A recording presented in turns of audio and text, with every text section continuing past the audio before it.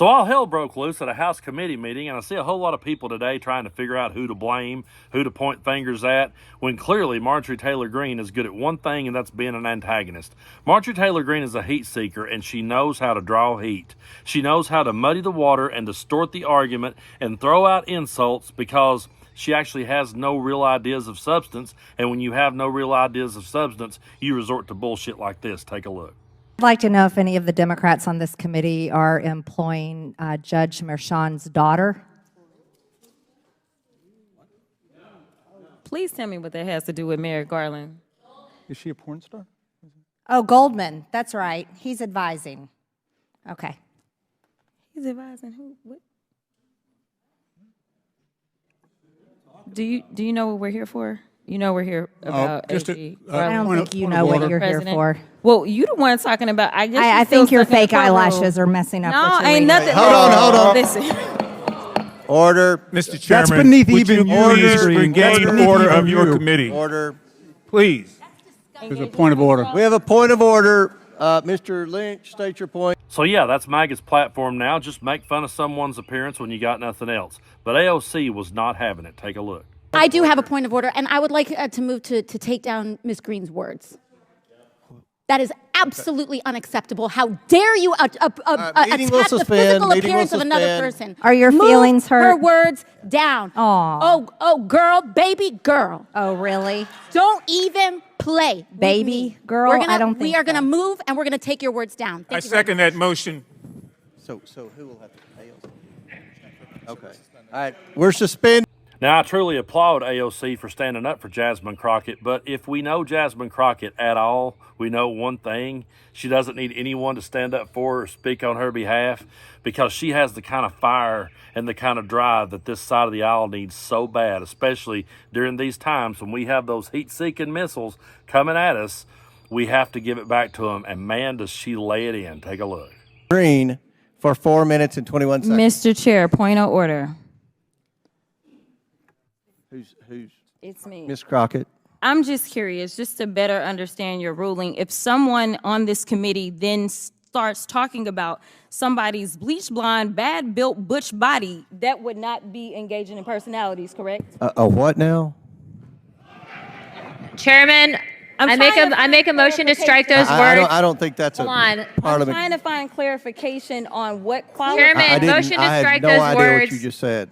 We're not gonna do this. Look, you guys earlier literally just said You Y'all did it just first. voted to do Y'all did it. it first, so you You don't want to just talk about voted it. to do it. Order. I'm trying to get Okay. clarification. Look at calm down. Calm No, down. because this I is would what like to y'all get do. through proceedings. So I'm trying Hey, to get Ms. clarification. Crockett, you're not Y'all wanna recognized. play Ms. games. I can't hear Crockett. you with your And yelling. You don't want calm me down. to be, Can you please calm don't down? tell me to calm down. Calm down. Because y'all Please talk calm noise, down. and then you You're can't out of take control. Because if I Look, come, Chairman, if I can come we and send talk outside to shit take a about break her, for 5 y'all minutes? gonna have a Mr. problem. Chairman, Mr. Order. Chairman. All right, Sorry. chair. I don't know why Okay. you're Order. acting Chair like now. that. I don't know which part of that got me in my gut the hardest when I first seen it. I don't know if it's the look on Jamie Raskin's face, it's so priceless, or the fact that Comer's like, oh, what now? Huh? I just love that because it reminds me of these family gatherings where you got like two cousins suddenly starts going at it and just cussing each other out, and your mama's over going, huh? What? What they mean by that? I ain't never heard that before. I mean, that's just kind of what it reminded me of. And then you got Boebert just kind of sitting there in the middle, like kind of scared shitless, because you know she would take off running like a banny rooster if all hell was to break loose. But now I know a lot of people are going to see this and they're going to say, oh, we don't need that kind of behavior in a House committee. We don't need people arguing like that. Both sides were wrong. I can already hear it being said. Oh, both sides were out of line right there. But both sides are not the same here. Marjorie Taylor Greene supports insurrectionists. Marjorie Taylor Greene does nothing but push batshit conspiracy theories. Marjorie Taylor Greene is solidly behind ideas like Project 2025. Okay, she has called domestic terrorists patriots. On the other hand, we have Jasmine Crockett, who stood up for herself when she got insulted. And yes, she came at her. Yes, she gave it back to her. But Jasmine Crockett also makes great points like this one. I know a lot of people refer to the former president as president, but we have one president at a time, and that is Joe Biden. And seemingly, this type of attitude and position has come straight from the top. This idea of lacking all decorum, decency, has left the building when the stench of Donald Trump showed up. And And so we've seen constantly from him how he mocks people. We've seen in this committee how different members want to mock other members. And that's all this is about. But what is so frustrating to me and what should be frustrating to the American people, and the reason that really all y'all should lose y'all's jobs, but why we are going to take the majority is simple. It's because we showed up ready to work earlier today, like we always do. And now it is currently 10 p.m. and we are still here because we are committed to doing the right thing. And my question is really simple. It's a matter of, if this was such a big deal, if it was a matter of an emergency, if this was so important as it relates to whether or not the President of the United States has done something so wrong, then why is it that we couldn't have our hearing at 11 o'clock this morning instead of members being in a criminal courthouse with a twice impeached, over 88 count indicted sexual abuser, instead of being here to do the work of the American people if this was serious? She's absolutely right. Donald Trump is who ushered in this style of rhetoric into politics. He's who brought it out, and he's who brought it into the mainstream.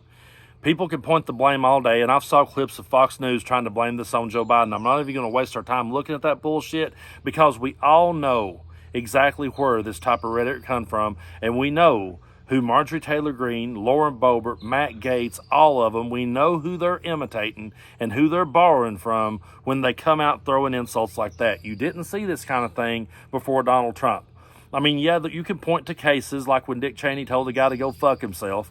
There has been times that those things have happened, but usually when those things happened in the past, either side would come out with an apology and either side would move on. And you wouldn't just stay there. You wouldn't just stay stuck in that particular spot. But that's where we're stuck, and we're stuck there because of Donald Trump. We're stuck there because people have saw this work for him, and now they're trying to do their cheap imitations, and it's truly disgusting. It's truly disgusting to see a major political party in our country just completely hijacked by this cruel type of rhetoric. And that's what it is, folks. It is just a cruel type of rhetoric that people loves to sit back and watch. Some people loves to sit back and watch, and I think it's every bit sick and twisted. You know, if you want to watch this type of entertainment, go back and watch Jerry Springer reruns. Watch the WWE.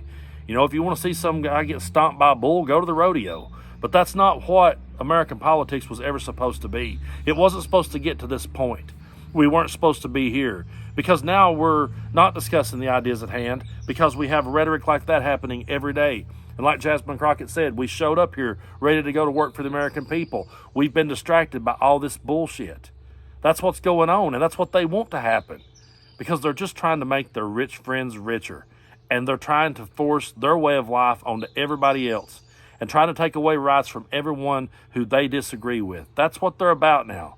And they've latched on to this cruelty, and they've latched on to this conspiracy theory because it sells, and it always has. It's sold ever since the 90s. I know I make a lot of wrestling analogies, but let's face it, Stone Cold Steve Austin in any other era would have been a heel. He would have been booed out of any room that he ever went in. But people love to see him go out there and throw middle fingers in the air, drink a bunch of beer, and just kick the shit out of some innocent person. People love to watch it.